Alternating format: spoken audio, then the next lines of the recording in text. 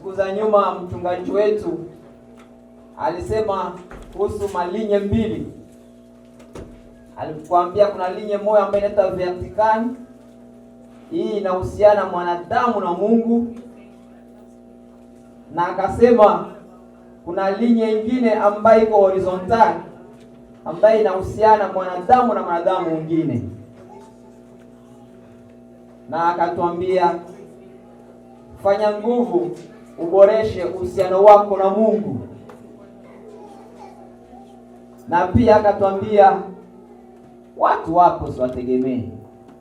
Mwanadamu mwenzako simtegemee, maana kila siku atakuangusha. Na mimi nataka nikukumbushe jambo moja tu, ile ambayo inahusiana na mahusiano yetu ya mwanadamu kwa mwanadamu, yale ambayo katika linye yetu horizontal ya mwanadamu kwa mwanadamu. Nikukumbushe jambo moja tu. Tusome kwenye andiko hii la Galatia,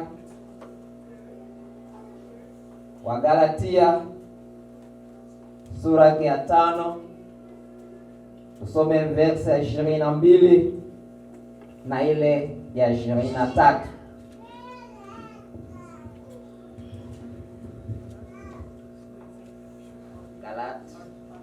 Wa Galatia sura 5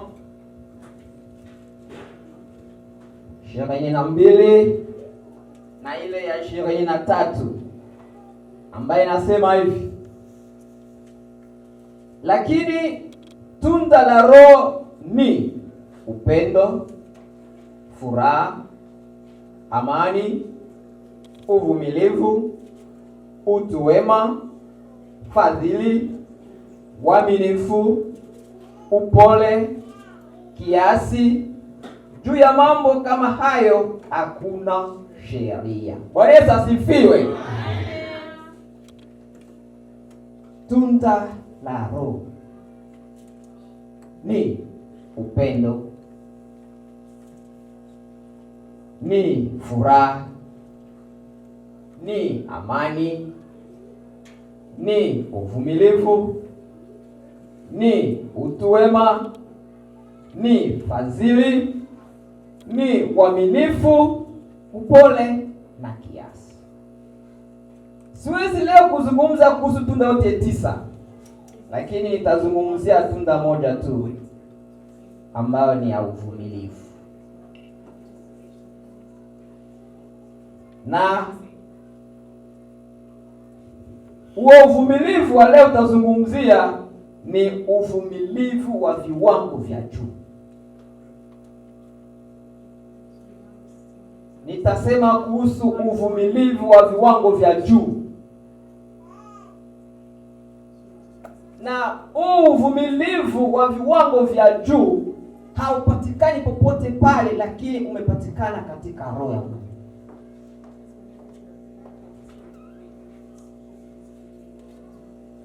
Mtu mwenye kuwa na uvumilivu huu wa viwango vya juu ni yule ambaye yuko na roho ya Mungu.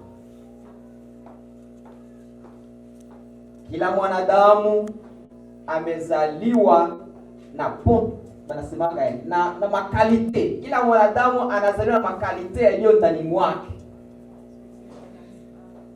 Unapozaliwa unakuwa na makalite yaliyo ndani mwako. Unapozaliwa unakuwa na upendo ulio ndani mwako. Unapozaliwa unakuwa na furaha iliyo ndani mwako. Unapozaliwa unakuwa na amani iliyo ndani mwako. Unapozaliwa unakuwa na uvumilivu ulio ndani mwako. Unapozaliwa unakuwa na upole ulio ndani mwako. Unapozaliwa unakuwa pia na kiasi kilio ndani mwako. Lakini ili kwamba hii kiasi, hii upole, hii uvumilivu uwe wa viwango vya juu, inabidi Roho Mtakatifu akujalie neema. Kwa maana viwango vinazidiana. Hata upendo unazidiana. Uvumilivu unazidiana kwa viwango. ili kwamba wewe uwe na viwango vya juu vya uvumilivu, inabidi Roho Mtakatifu awe ndani mwako. Ndipo unaweza kuwa na viwango vya juu vya uvumilivu. Uvumilivu unatokea pale ambapo kuna jambo linakuumiza katika moyo wako. Sasa inabidi uvumilie hiyo jambo. Na huko kuvumilia ambako mimi nitapenda kuambia leo ni kule kwa viwango vya juu. Kule ambako kunasemekana ni tunda ya Roho Mtakatifu. Roho Mtakatifu anakuja kwako, analeta vilio vya hali ya juu, vya viwango vya juu. Ikiwa ni furaha, utakuwa na furaha ya Roho Mtakatifu ya viwango vya juu. Ikiwa ni upendo, utakuwa na upendo wenye kuwa na viwango vya juu.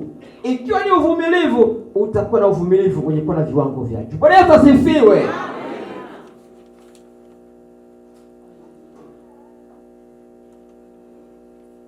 Na katika hayo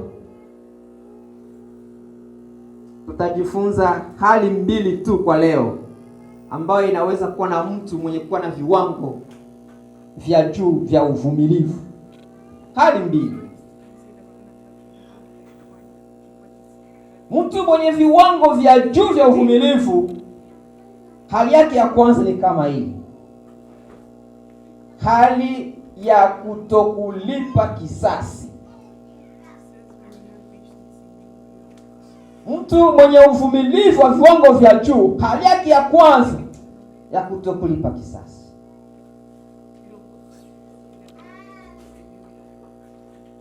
Viwango vyetu vya juu tukiwa navyo, hatuwezi kama kulipa kisasi. Lakini tukiwa na viwango vidogo vya uvumilivu, tukuwa hata visasi. Neno la Mungu linasema nini kwa ajili ya hiyo? Tusome Warumi sura ya 12 verse ya 17 hadi 21. Warumi sura ya 12. Karibu msomaji Hans. Warumi 12:17-21 inasema, msimlipe mtu mwovu kwa hofu. Angalieni yaliyo mema machoni pa watu wote. Ikiwezekana, kwa upande wenu mkae katika amani na watu wote. Wapenzi, msijilipize kisasi, bali ipisheni ghadhabu ya Mungu, maana imeandikwa, kisasi ni juu yangu mimi nitalipa, anena Bwana. Lakini adui yako ikiwa na njaa mlishe, ikiwa na kiu mnyweshe, maana ufanyapo hivyo umpalia makaa ya moto kichwani pake. Usishindwe na ubaya, bali ushinde ubaya kwa wema. Bwana Yesu asifiwe. Hii ni hali ya kwanza ya mtu aliyekuwa na uvumilivu, hali ya juu, ambaye anaishi na amani na watu wote, na ambaye halipi kisasi kwa mtu mwingine, ambaye halipi ubaya kwa ubaya. Viwango vya juu, viwango vya juu, ambaye muadui yako akiwa na njaa unampa chakula, ambaye mtu ambaye anakuuzi, ambaye aliyokuuzi, aliyokuchoma, unapomwona yuko na shida unamsaidia. Viwango vya juu, viwango vya juu. Na hivi viwango vya juu havitokani bure, isipokuwa Roho afanye kazi ndani yako.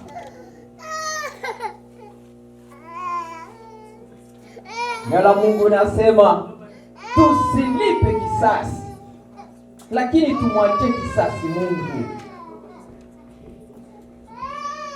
Neno la Mungu linasema ukiona ule aliyokuuzi, aliyokutesa, adui yako ana njaa, ana shida, mtendee mema. Ufanyapo hivyo unamtilia makaa juu ya kichwa chake. Amen. Na mtu anaweza kufanya hivi ni yule ambaye kuna viwango vya juu vya kuvumilia, na anayeweza anaweza kufanya hivi ni yule ambaye Roho amekuja kwake, anamletea ile tunda iliyo ndani mwake ya roho ya uvumilivu.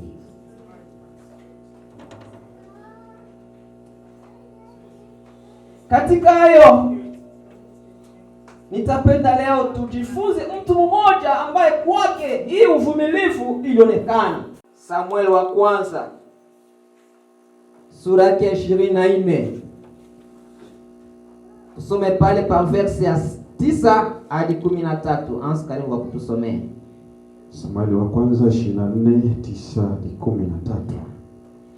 Daudi akamwambia Sauli, kwa nini unaniuliza maneno ya watu wasemao? Tazama, Daudi anataka kukudhuru. Tazama, leo hivi macho yako yameona jinsi Bwana alivyokutia mikononi mwangu pangoni, na watu wengine wakaniambia nikuue, lakini nikakuacha, nikasema sitaki kunyoosha mkono wangu juu ya bwana wangu, kwa maana yeye ni masihi wa Bwana. Tena baba yangu, tazama tafadhali, tazama upindo wa vazi lako mkononi mwangu, maana ikiwa nimeukata upindo wa vazi lako nisikuue, ujue na kuona ya kuwa hakuna uovu wala kosa mkononi mwangu, wala sikukosa neno, ingawa wewe umeniwinda roho yangu ili kuikamata.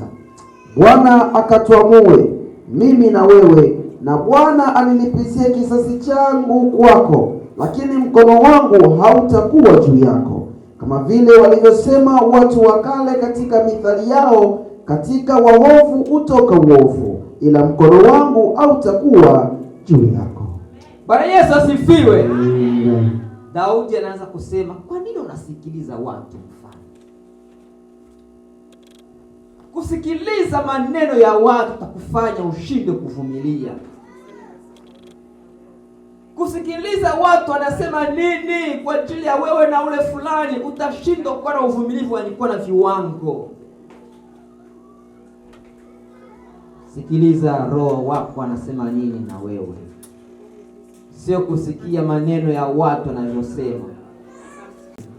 Akamkuta kweli amelala, na katika kulala kule Daudi akakata pindo la vazi lake mfano, akakata pindo la Sauli, lakini moyo wake ukamning'iniza. Moyo wake ukamwambia usitende vibaya kwa mfalme, kwa ni masihi wa Bwana. Watu wake akamwambia tumalizie tu, huyu leo ndio mwisho wake, malizia. Lakini moyo wa Daudi ukagusa ndani mwake, ukasema hapana, siwezi kufanya mabaya kwa masihi mpaka leo mafuta wa Bwana. Daudi akarudia. Asubuhi yake mfalme akatoka kule pangoni, akataa kwanza kwenda. Daudi naye akatoka, akaanza kumwambia, mfalme, kwa nini unasikiliza maneno ya watu kwamba Daudi anatafuta kukuangamiza? Mimi sio huo, hiyo ni maneno ya watu tu, hiyo sio hali yangu. Leo hii unajua kwamba Mungu alikutia mikononi mwangu nikumalize. Ona na pindo lako la vazi nalikata. Ingelikuwa kwa mimi nina ubaya na wewe, hautataka kutuma mabaya na wewe, leo ningekumaliza. Lakini sikufanya hivyo. Kwa nini mfalme unanitafuta ili kuniangamiza, na unasikiza maneno za watu wanavyosema kwamba Daudi anakuchukia, na unakuja na winda? Sauli akajibu hii. Tusikie jibu ya Sauli. Soma verse 17 na 19. Hiyo 24. 17:19-24 nasema, akamwambia Daudi, wewe mwenye haki kuliko mimi, maana wewe umenitendea mema nami nimekutendea mabaya. Nawe umeonesha leo jinsi ulivyonitendea mema, kwani Bwana aliponitia mikononi mwako hukuniua. Bwana Yesu asifiwe. Tukitenda mema kwa baya wetu, wao watakuwa kwanza kututangazia mema yetu. Wao kwanza wataanza kusema uko mwenye haki. wao watakuwa watetezi wetu watakusema ule ni Mkristo, ule kweli mtumishi wa Mungu, kwa sababu unatenda mema ambaye yale kutendea mabaya. Tena akasema hivi, kweli inakuaje mtu aone adui yake na asimwangamize? Watu wa Mungu, tusitende mabaya kwa mabaya, tusirudishe kisasi, tusilipe kisasi, tumwachie Mungu atutetee. Tutende mema, tunapoumizwa tutende mema. Tufanyapo hivyo, wale watesi wetu watakuwa ndio watetezi wetu. Watasema ule ni Mkristo, ule Simone vile. Watasema ule ni mtumishi wa Mungu, Simone vile. Aliyompitia, aliyofanya, mtu mwingine asingefanya vile isipokuwa ni Mkristo tu.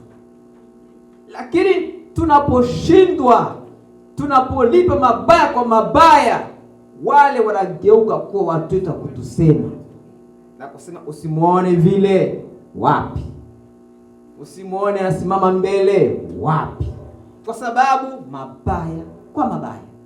Lakini mema yanatuongeza viwango katika imani yetu na utumishi. Ndugu yangu mpendwa,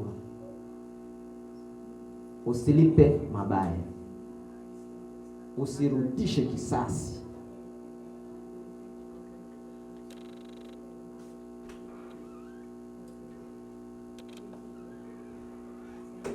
Tunapojifunza Daudi haikuwa mara moja tu, na utasema ni mara moja tu Daudi alifanyaka hivyo na ikapita. Lakini mara nyingine tena ikakuja. Siku nyingine mfalme tena akatokea kumtafuta Daudi. Labda utasema ilikuwa mara moja tu, lakini mara mbili anatafutwa na Sauli ili auawe. Alifanya nini? Tusomee Samuel wa kwanza sura ya 26 verse 21 hadi 25. Ndipo Sauli akasema, nimekosa. Rudi Daudi mwanangu, maana sitakudhuru tena, kwa kuwa maisha yangu yalikuwa na thamani machoni pako leo. Angalia, nimetenda upumbavu, nimekosa sana.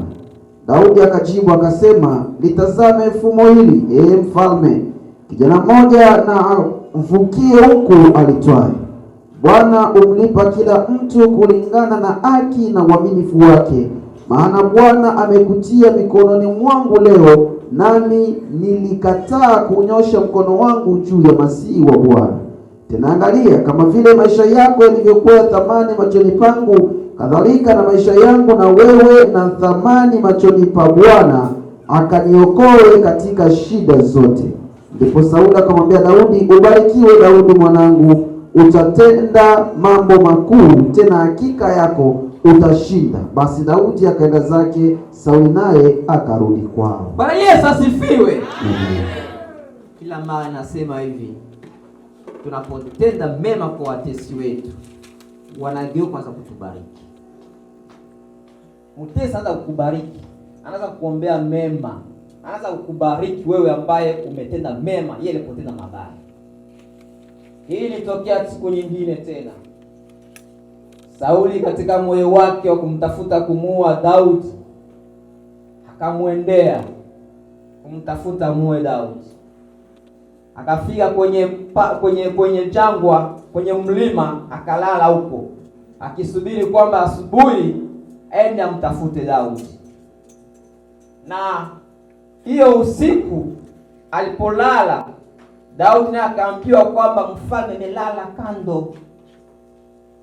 Daudi wakatoka wawili na ule jemadari wake ule mkubwa silaha, wakaenda mpaka ile ng'ambo ambayo Sauli alikuwa akilala na jeshi lake. Na ona jinsi inatokeaka. Yaani mazingira inaweza yakakupotoshe ukafikiri ni Mungu anafanya hivi, Kumbe ni shetani amekutia ili kwamba kujaribu kumkuta Sauli analala usingizi. Sio yeye tu, na watu wake wote wanalala usingizi wenyewe hajiwezi. Daudi na ule jemadari wake wakafika kwa Sauli. Muona Sauli jinsi anavyolala. Alikuwa anachukua ile kisu kirefu chake kile, anasimika pembeni ya kichwa chake. Alikuwa anachukua ile gourde yake ya maji, anatia pale pembeni ya kichwa. Daudi akamwona mfalme. Ule jemadari wake akamwambia, Bwana, leo ndio siku ambayo Mungu alisema utumalize kabisa hapa. Yaani uniruhusu tu nipige mkuki mara moja, wala hawezi kuamka. Nitashindilia tu na kufe pale pale. Daudi kwa sababu alikuwa na viwango vya juu, akamwambia no, usifanye hivyo, acha hivyo. Akachukua ile fumo lake alikuwa anasimika pale pembeni ya kichwa, na akachukua tu ile gourde yake ya maji, wakaenda wakarudi. Uvumilivu wa hali ya juu ambako unatokana na roho wa Mungu. Asubuhi yake mfalme alipoamka ili aende, Daudi akasimama akapiga kelele, mfalme! Akaanza kwa kumwambia kule jemadari wake ile wa Sauli, nyie si njoo umejisifia kwamba wewe ndio jemadari mkuu, lakini umeshindwa kumulinda mfalme leo. Ona hii fumo hii ya mfalme na hii guduria hii nimeipataje kama sikuingia pale? Sauli aliposikia sauti akasema, bwanangu, ni wewe Daudi? Sasa ndiyo, ni mimi. Ndipo hii habari tumesikia. Akasema, uko mwenye haki kuliko mimi. Nani mwenyewe angeweza kukuta adui wake alala usingizi na amwache salama, amwache kuwa hai? Una haki kuliko mimi. Mungu apate kubariki. Viwango vya juu vya uvumilivu vinaleta baraka kwa mtu.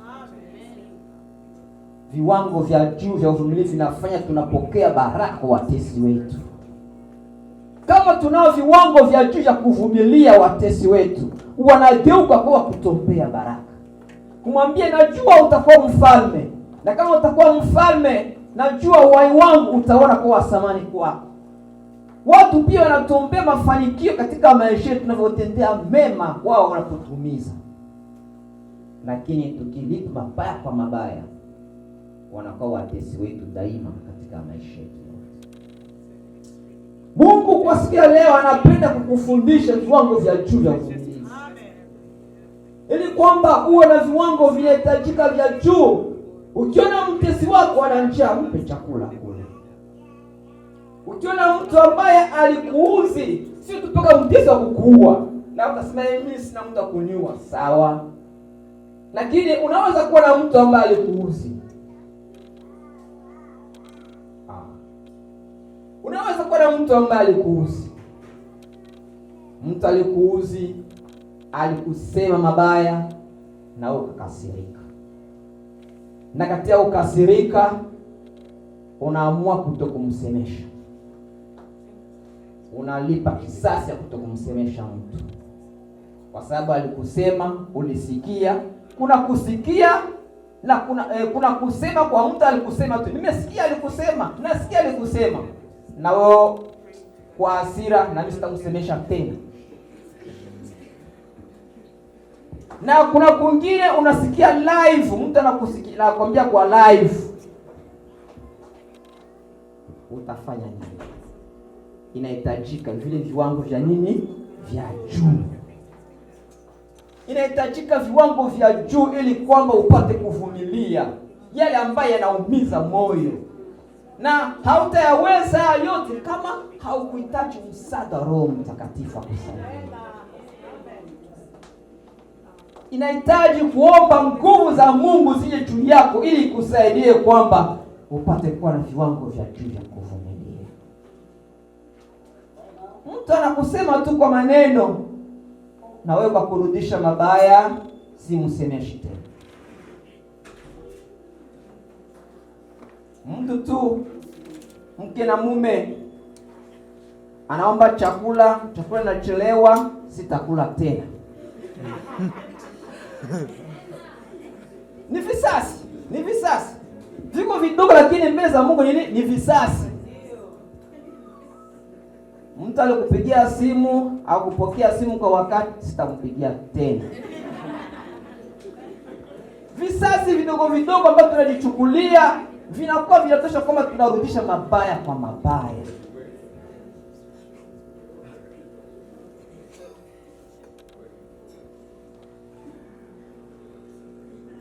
Mtu kwa sababu alikwambia kama umtolee mchango au kutoa, na mimi kumchango wake kwa harusi sitatoa mchango.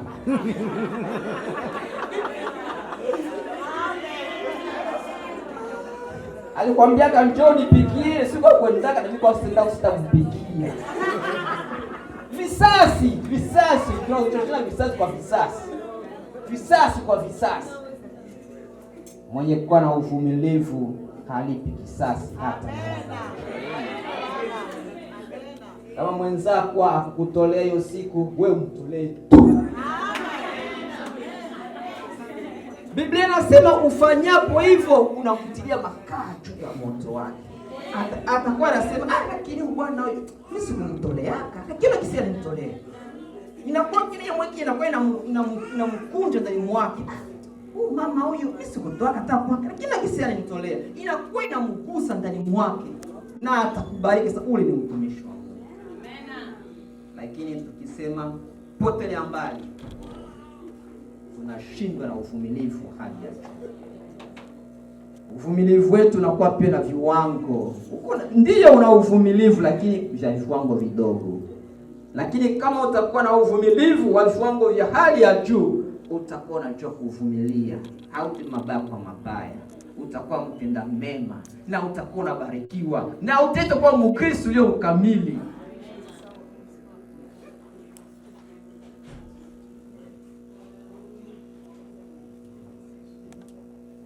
Nikakutosha na kusema tuone hali ya pili ya mtu mwenye uvumilivu wa viwango vya juu. Mungu wetu saidie.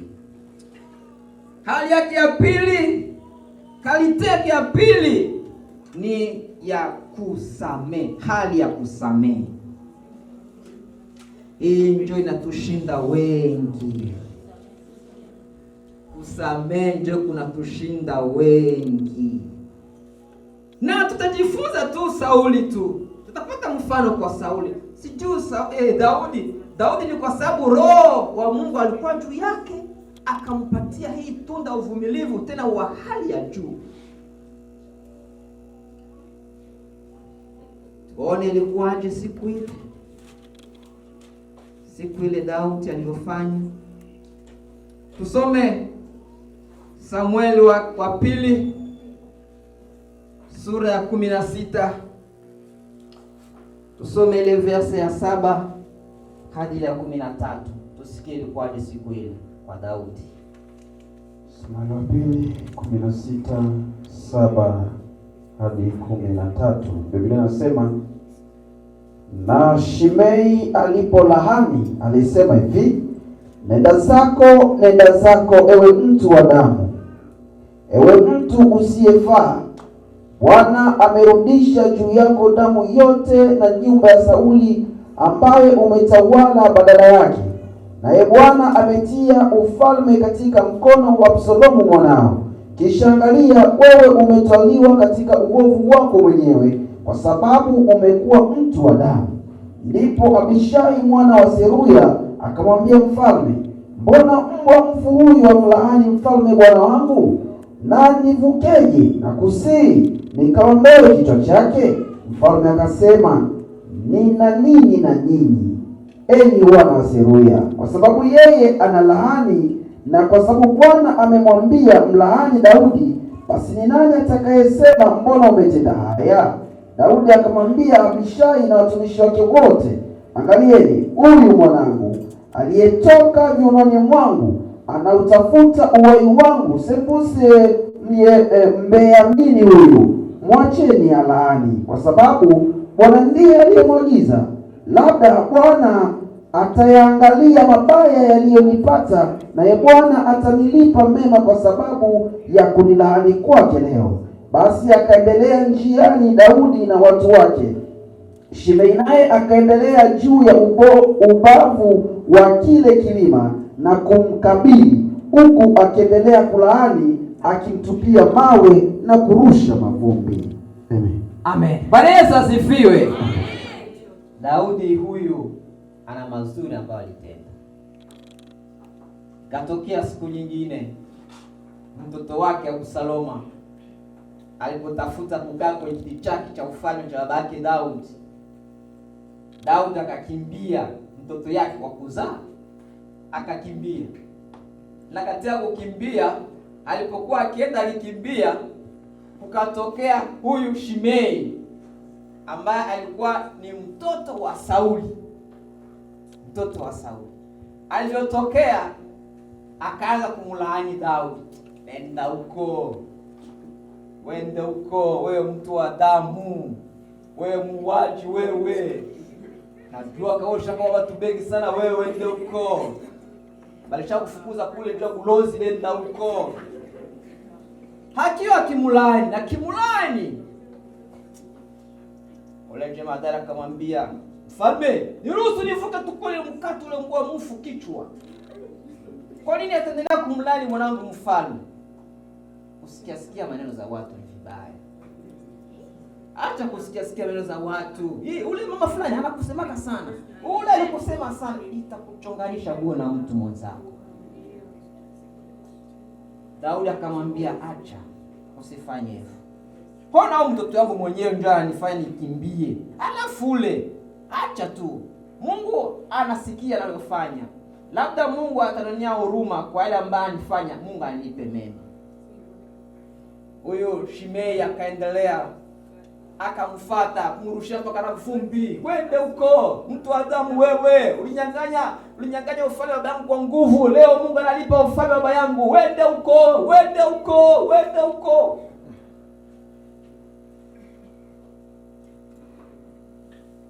Ndugu zangu,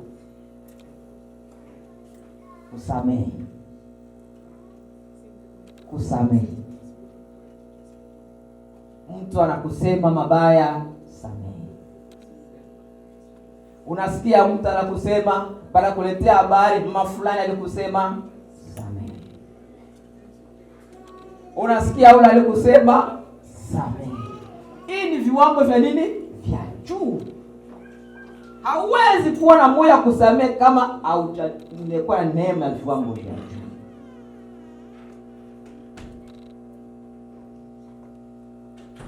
Tuone iliyotokea siku nyingine hiyo. Kwa hiyo Shimei, Mfalme Daudi alipokwenda kule akakaa huko, kisha kukaa huko, Absaloma mtoto wake ambaye alijipitia kwa mfalme, wakaenda kupigana vita. Katika vita kule Absaloma akakwenda akakwama mule msitu, akakwama mule, wakamuua. Kisha kumuua, watu wakamwendea mfalme. Basi tunaona Absaloma amekufa na Israeli kule inabakia haina mtu.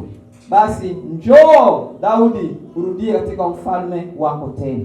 Sasa tuone namna gani Shimei alivyofanya tena siku ile ambayo Daudi alikuwa akirudia Yerusalemu.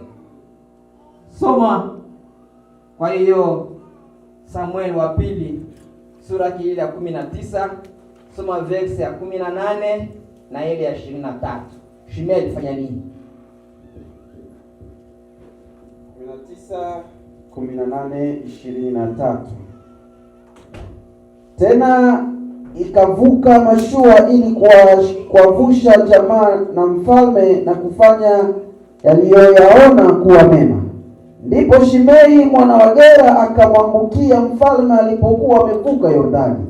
Akamwambia mfalme, "Bwana wangu, usihesabie uovu, wala usiyakumbuke yale niliyotenda mimi mtumishi wako kwa upotevu siku ule ulipotoka Yerusalemu, bwana wangu mfalme, hata mfalme ayatie moyoni mwake. Kwa kuwa mimi mtumishi wako ninajua ya kwamba nimekosa. Kwa hiyo tazama, nimekuja leo, ya kwanza wa nyumba wa Yusufu kushuka ili nimlaki bwana wangu mfalme. Lakini Abishai mwana wa Seruya akajibu na kusema, je, Shimei hata uawa kwa sababu hii, kwa kuwa umemlaani Masihi wa Bwana?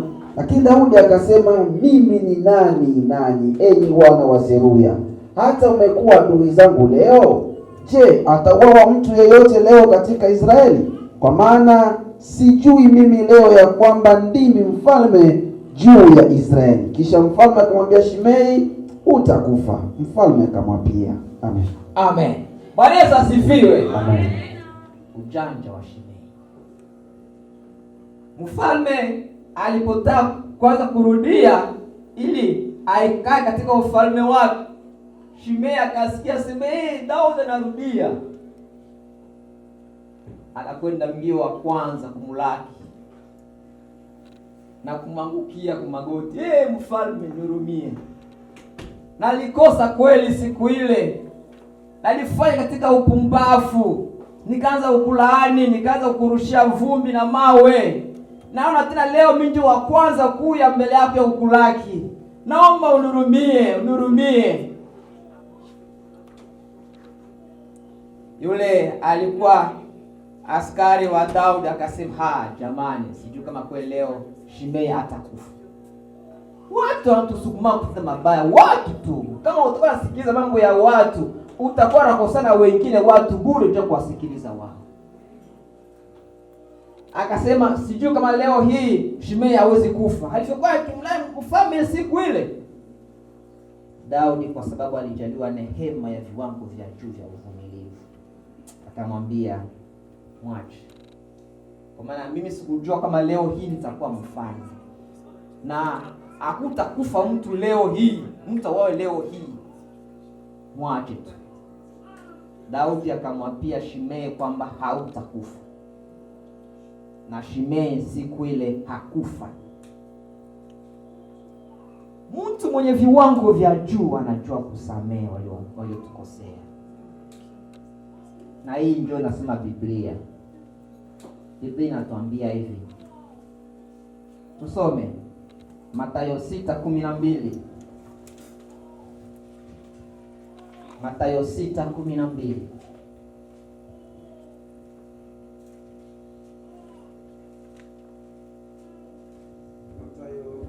6:12 nasema, utusamehe deni zetu kama sisi nasi tusamehavyo wadeni wetu. Amen.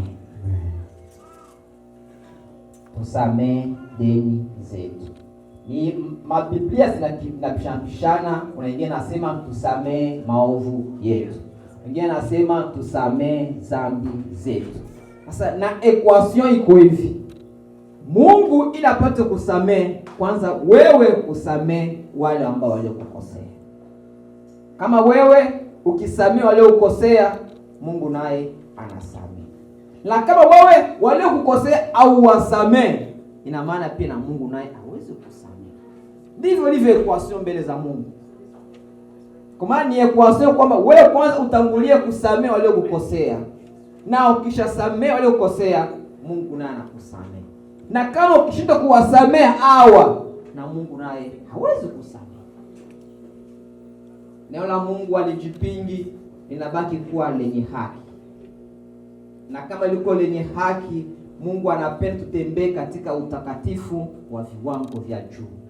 Mungu anapenda tutembee katika uvumilivu wa viwango vya juu. Mungu anapenda tutembee katika upendo wa viwango vya juu. Mungu anapenda tutembee katika amani ya viwango vya juu. Tusikuwe watu kulipa kisasi, tumwachie Mungu kisasi. Kwa maana tufanyapo hivyo, tumetia makaa juu ya watesi wetu. Shimei alimlaani Daudi, lakini mfalme alimwambia sitakuwa. Aliishi naye miaka yote ile katika ufalme wake. Daudi aliishi na Shimei humo. Sisi tunafanyaje wanaotutesa? Tunawatendeaje wanaotutesa? Tunawatendeaje wanaotuuzi? Tunawatendeaje watoto zetu? Tunatendeaje wake zetu? Tunatendeaje ndugu zetu? Tunatendeaje wadogo zetu? Tunatendeaje watu? Katika hali gani ya uvumilivu tuko nayo mbele zetu?